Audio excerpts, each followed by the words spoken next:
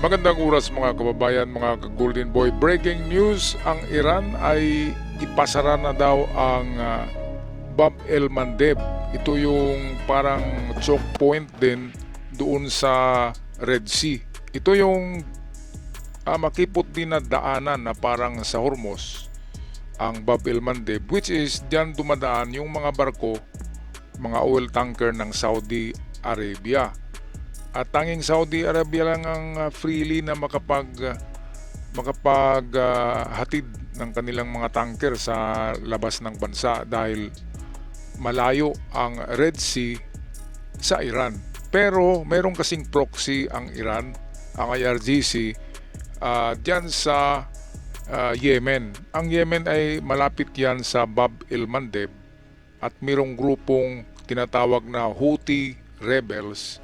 Ang Houthi rebels ay mga sundalo yan na suportado, binabayaran, sinuswelduhan ng Iran, mga kababayan. Kaya ito ang napakalaking banta ngayon kapag maisara kahit isang linggo lang ay wala ng supply ng enerhiya ang siguro 70% na ng buong mundo. Kasi ang Saudi Arabia na lang ngayon ang nakukunan ng libre na walang giyera, Saudi Arabia, dahil sa Bab el Mandeb. Pero kapag ito'y nasara ng Iran through the proxy called the Houthi rebels, ay naku, kung anong paghihirap natin ngayon ay madudubli yan. Kung ang gasolina ngayon ay dito sa amin ay 76 piso per liter, kapag nasara ang Bab el Mandeb sa Red Sea, Mediterranean, ang mangyayari niyan ay madudubli na ang 1 megdat ang 75 pesos per liter ay pwedeng magiging 140 pesos or 150. Patay na tayo diyan, mga kababayan. Kaya ngayon ito'y ngayong araw na ito ay pang-10 araw ng pagbubomba ni Trump sa Iran, at balita natin ay halos wala nang nakatayong building ng IRGC, maliban na lamang doon sa mga civilian buildings. Pero lahat halos ng facilities, infrastructures ng IRGC, ng itong mga hinayupak na mga Iranian na ito, ay wala na, graba, nagiging bato. Kaya totoo ang sinabi ni Trump na gawin niyang Stone Age ang Iran. At ibalik niya ito sa Stone Age period, which is madilim, walang kuryente, walang tubig, graba na lang ang meron, walang gusali. Mga kababayan, pang-10 araw ngayon, walang humpay, walang tigil ang pagbubomba. 2 B-52s Stratofortress bomber ang naroon na lumilipad. Meron ding stealth bomber. Ano pa ba? Merong mga itong F-35 Raptors, mga modernong jet fighters. Kaya durog na durog talaga ang Iran. Hanggang salita na lang eh. Kaya ito, meron tayong video galing sa Fox News channel. Atin muna panoorin. President Trump has warned in Iran that every United States soldier death will be avenged as he weighs the next steps following a 10th consecutive night of strikes against Iran military sites. And here chronicling it all and getting inside is Trey Yinks. He is over in Tel Aviv. Trey. Yeah, hey guys, good morning. Another night of heavy U.S. strikes against Iran. This was the 10th consecutive night aimed at degrading Iran's ability to threaten the Strait of Hormuz. U.S. Central Command posted overnight about those strikes and their operations in the region, saying since early May, CENTCOM forces have helped facilitate the transit of approximately 900 commercial vessels and 450 million barrels of crude oil. They went on to say American forces remain postured and prepared to hold Iran accountable for unwarranted aggression towards civilian mariners seeking to freely and openly transit the strait. Early this morning, Iran attacked another tanker off the coast of Oman, forcing the crew to evacuate the vessel, according to maritime tracking groups. This does come after President Trump issued a new warning to the regime about killing American forces in the Middle East. The commander-in-chief said every time Iran kills an American soldier, they will pay for that killing many times over. Iran's foreign ministry spokesperson was asked this week about the possibility of U.S. forces entering Iran. This was his response. خب تبعاتش رو خواهند دید فکر میکنم. They will face the consequences. I believe there are people in those very areas, and they are not few in number, who are counting the moments until they can welcome them.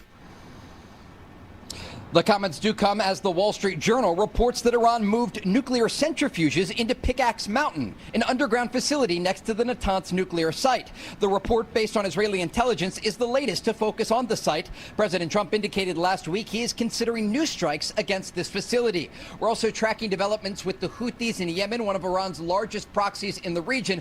The Houthis say they are implementing a naval blockade against Saudi Arabia, just another leg of this expanding conflict. Guys? And Trey, that would be pretty devastating because Saudi Arabia has rerouted their oil 8 million barrels a day through the Red Sea. So if you stop Saudi Arabia, that would really affect the price of oil and gas. Have they actually done it yet, or they just say they're going to do it?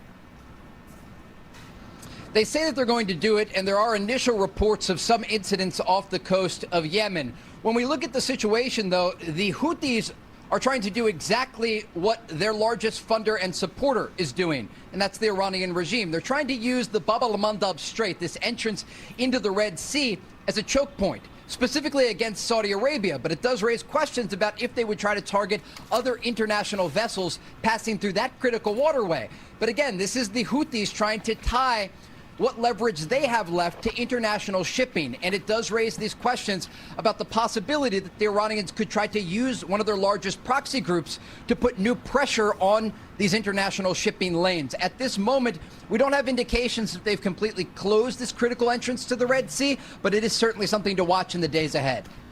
Okay, so ito na yung pinakamalaking pagkakamali ng Iran at ng Yemen, ng Houthi rebels. Kung isara nila yan, ay siguradong bumbahin sila ng Saudi Arabia. Ang Saudi Arabia ang pinaka-powerful country diyan sa Middle East. Hindi nga lang ito bully. Pero in terms of arsenal, ang lahat ng jet fighters ng Saudi Arabia ay yan ay fifth generation fighter jets. Kapag fifth generation fighter jets, katulad yan sa Amerika dahil binili nila yan mismo sa Amerika.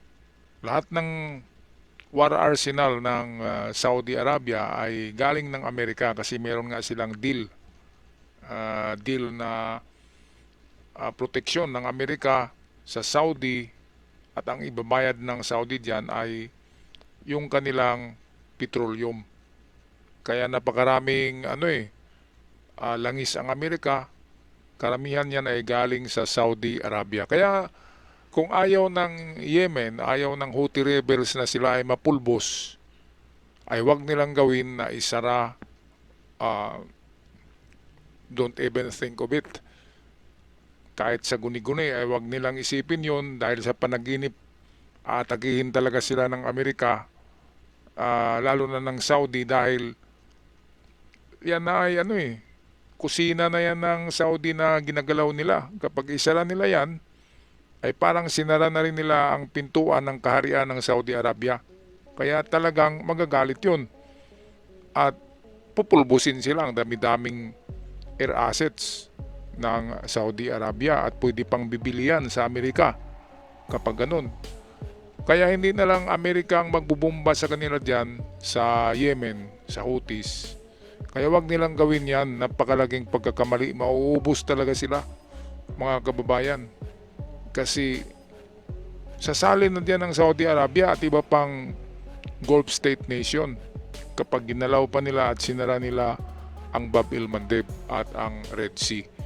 Alright, so in every soldiers died in Iran war, ang kapalit daw niyan ay sa isang sundalo ay 100, sabi ni Trump.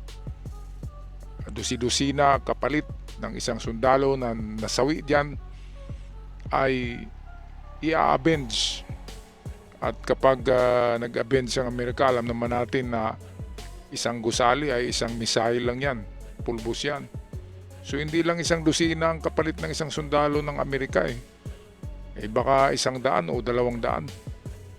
Kaya wag gawin ng, sinabi na ni Trump, wag niyong gawin yan, kasi kapag kami ay nag-retaliate, nag-avenge ng kamatayan ng kanilang mga sundalo ng Amerika ay mas matindi.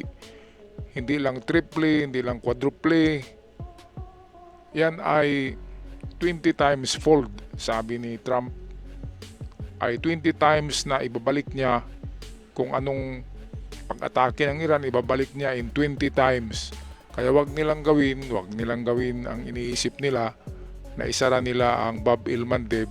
Malilintikan talaga sila ng Saudi Arabia at ng US. Alright, anong masasabi nyo dito mga kababayan, mga ka-Golden Boy? Pag-comment na lang sa ating comment section down below at sa aking mga avid followers. Maraming salamat. Ako'y sumasaludo sa inyo at sa mga bagong nag-subscribe. Malaking tulong ang inyong subscription. Hanggang sa muli, paalam at ingat ang lahat.